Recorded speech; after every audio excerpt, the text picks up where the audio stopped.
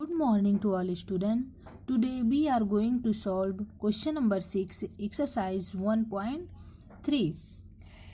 A certain freezing process requires that room temperature be lowered from 40 degrees Celsius at the rate of 5 degrees Celsius every hour.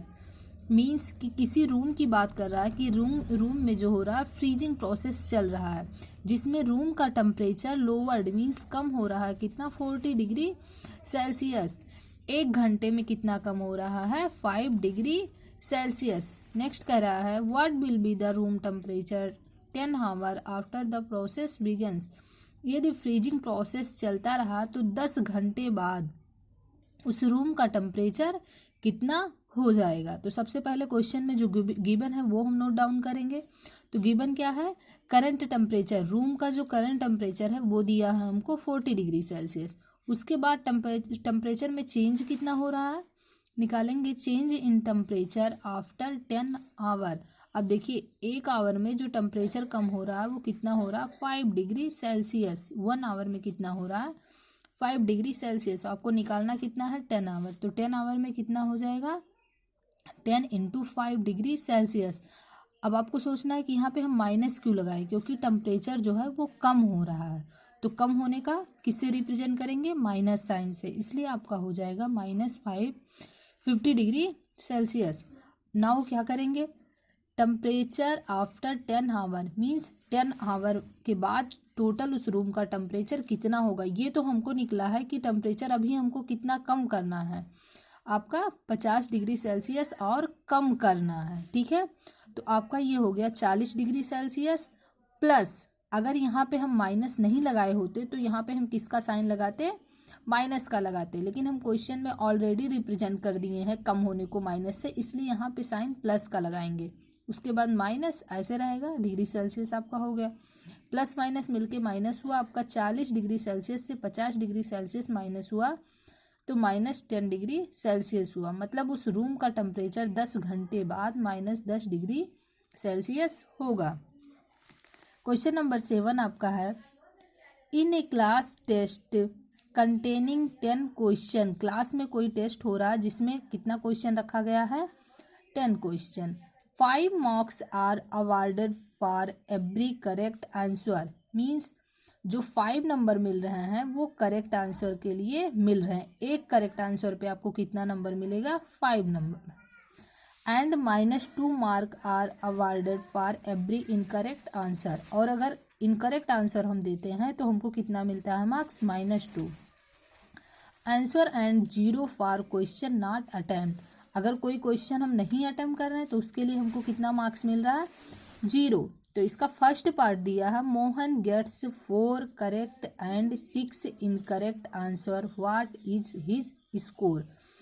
अब कह रहा है कि मोहन जो है वो 4 करेक्ट आंसर देता है। अब आपको पता है एक करेक्ट आंसर के लिए कितना नंबर मिल रहा है 5, तो 4 के लिए कितना हो जाएगा 4 इंटू 5 कर देंगे। फिर कह रहा है 6 इनकरेक्ट आंसर दे रहा है, तो 6 एक इनकरेक्ट आंसर के लिए कितना नंबर मिल रहा है -2, तो 6 इंटू -2 कर देंगे। फिर कह रहा है व्हाट ही स्कोर, मतलब वो टोटल कितना स्कोर कर रहा है। इसको करने के लिए क्या करेंगे, हम टोटल निकालने के लिए प्लस कर देंगे। तो देखिए कैसे करेंगे, पहले शुरू लिखेंगे marks obtain for correct answer. तो करेक्ट आंसर के लिए कितना मिल रहा है 5, वो कितना आंसर वो करेक्ट किया है 4 आंसर, तो 4 इंटू 5 इक्वल्स टू 20 हो गया।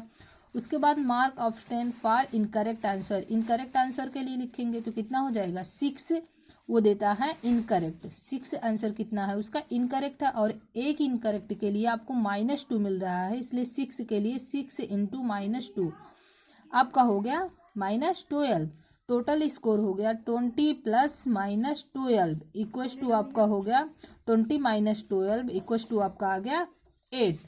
क्वेश्चन नंबर 2 पार्ट है इसका, Reshma gets 5 correct answer and 5 incorrect answer, what is her score. Reshma जो है वो कितना करती है 5 करेक्ट आंसर देती है और 5 इनकरेक्ट आंसर देती है। फिर कह रही है व्हाट इज टोटल स्कोर, वो टोटल कितना स्कोर कर रही है। फिर इस क्वेश्चन को कैसे करेंगे, जैसे ए वाला पार्ट किए हैं ऐसे सेम बी वाला भी। इसमें पहले हम क्या करेंगे, वो करेक्ट जितना आंसर है उसको फाइंड कर लेंगे, उसके बाद इनकरेक्ट, फिर दोनों को हम क्या कर देंगे प्लस कर देंगे, फिर आपका कितना आ गया 15 आ गया। क्वेश्चन नंबर 7 का थर्ड पार्ट आपका है, हीना गेट्स 2 करेक्ट। हीना जो है वो क्या करती है, 2 करेक्ट मतलब 2 सही and 5 incorrect answer out of 7 questions. Means वो सारे क्वेश्चन नहीं सॉल्व कर रही है, सिर्फ और सिर्फ 7 क्वेश्चन सॉल्व कर रही है। क्वेश्चन टोटल आपके पास कितने दिए गए थे टेस्ट में, 7 में से वो क्या करती है, 2 ही क्वेश्चन आपको करेक्ट देती है, बाकी 5 क्वेश्चन जो करती है इनकरेक्ट कर देती है। तो कह रहा व्हाट इज हर स्कोर, तो इसका स्कोर कितना होगा। तो सबसे पहले हम निकालेंगे mark obtained for correct answer. Correct answer के लिए उसे कितना मार्क्स मिल रहा है, उसके बाद इनकरेक्ट आंसर के लिए कितना मार्क्स मिल रहा है। अब क्वेश्चन जो उसने नहीं अटेम्प्ट किया है, तो कितनी क्वेश्चन नहीं अटेम्प्ट की है, 3 क्वेश्चन, बिकॉज क्वेश्चन जो है आपका 10 है और वो आंसर देती है केवल और केवल 7 क्वेश्चन का, तो 3 आपका बच गया। और जो क्वेश्चन नहीं अटेम्प्ट कर रहे हैं उसके लिए कितने मार्क्स मिल रहे हैं, 0। तो 0 × 3 इक्वल्स टू आपका हो गया 0। अब टोटल स्कोर कैसे निकलेगा, टोटल स्कोर निकालने के लिए सबको क्या करेंगे, प्लस कर देंगे। अब देखिए यहाँ प्लस माइनस मिलके आपका माइनस हुआ 0, तो ऐसे 10 में से 10 गया आपका 0, मतलब उसके एक भी मार्क्स नहीं रहते हैं, वो सारे आंसर क्या करती है, गलत देती है। क्वेश्चन नंबर 8 आपका है, a cement company earn a profit of Rs per bag of white cement sold. कोई सीमेंट कंपनी है जो क्या कर रही है, वाइट सीमेंट अगर सोल्ड कर रही है तो उसे क्या हो रहा, प्रॉफिट हो रहा। कितने का प्रॉफिट, 8 रुपये का। एक बैग पे कितने का प्रॉफिट हो रहा, मीन्स लाभ हो रहा 8 रुपये का। And A loss of Rs5 पर bag of grey cement sold. अगर वो ग्रे सीमेंट सोल्ड कर रही है तो उसे लॉस हो रहा है कितने का, 5 रुपये का एक बैग पे।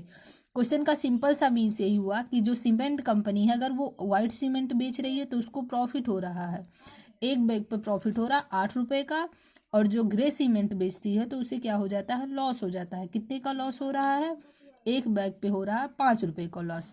तो ए वाला पार्ट कह रहा है, the company sells 3000 bag of white cement and 5000 bag of grey cement. जो कंपनी है वो सेल्स कर रही है, मीन्स बेच रही है 3000 बैग्स वाइट सीमेंट के और 5000 बैग ग्रे सीमेंट के।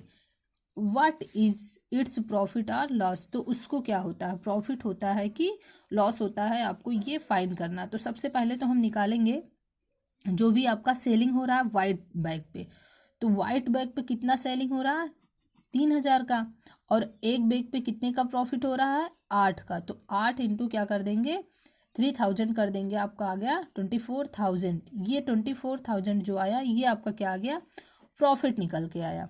उसके बाद जो ग्रे सीमेंट बेच रही है उस पर क्या हो रहा है, कंपनी को लॉस हो रहा है, तो लिखेंगे loss incurred by selling grey bags.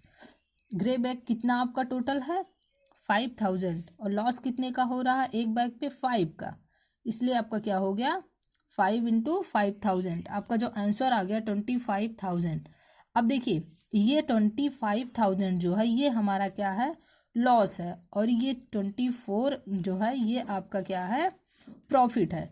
तो लॉस ज़्यादा हो रहा है ना, तो इसलिए क्या हो जाएगा, लॉस ग्रेटर देन प्रॉफिट। तो टोटल आपको क्या हो रहा है, लॉस हो रहा है, कितने का, 1000 का आपको लॉस हो रहा है। अब इसका बी पार्ट हम देखेंगे, what is the number of white cement bag it's must sell to have neither profit nor loss. Means जो कंपनी है वो वाइट सीमेंट का कितना बैग बेचे कि उसे ना ही प्रॉफिट हो और ना ही लॉस हो। If the number of grey bag sold in 6400 bags, यदि वो क्या करती है 6400 बैग्स ग्रे सीमेंट का पहले से ही बेच चुकी है। तो इस क्वेश्चन को करने के लिए सबसे पहले हम क्या देखेंगे, जो ग्रे सीमेंट वाला बैग है ये तो क्या कर रही है, ऑलरेडी बेच दी है, लेकिन आपको वाइट सीमेंट के बैग से ही फाइंड करना है कि हम वाइट सीमेंट का कितना बैग बेचें कि हमको ना ही प्रॉफिट हो ना ही लॉस हो। तो पहले शुरू हम लेट कर लेंगे, मीन्स मान लेंगे white cement bag to be sold be x. मानते हैं कि जो वाइट सीमेंट मेरा बिक रहा है वो कितना बिक रहा है, एक्स बैग। अब आ जाएगा लॉस इनकर्ड, आपका जो ये ग्रे वाला सीमेंट बिक रहा है वो कितना है, 6400 बिक रहा है, और एक पे लॉस कितने का हो रहा है आपका 5 का, तो ये आपका आ गया 32,000। फिर उसके बाद प्रॉफिट अर्न आपका कितना आ जाएगा, 8 हो जाएगा, क्योंकि जो प्रॉफिट होता है वाइट सीमेंट के बैग पे वो 8 का होता है, मतलब एक बैग पे 8 रुपये का होता है।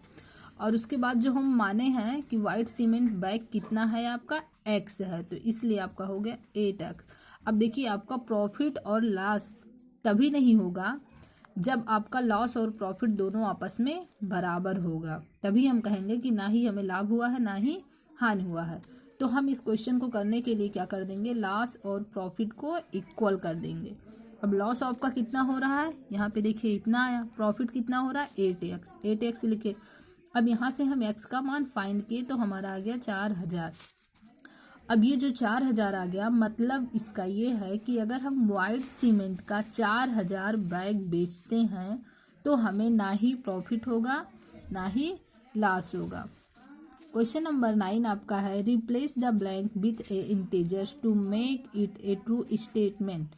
आपको ये कुछ फिल इन द ब्लैंक्स दिया है, इसमें क्या करना है कि जो भी सुटेबल हो, सही हो, वो इंटीजर यहाँ पे आपको फिल करना है। देखिए दिया है -3 इंटू यहाँ पे खाली है इक्वल्स टू 27, मीन्स -3 में हम कितने का मल्टीप्लाई करें कि आपका 27 आ जाए। तो आपको पता है कि इसमें अगर हम 9 का मल्टीप्लाई कर दें तो कितना आ जाएगा, 27।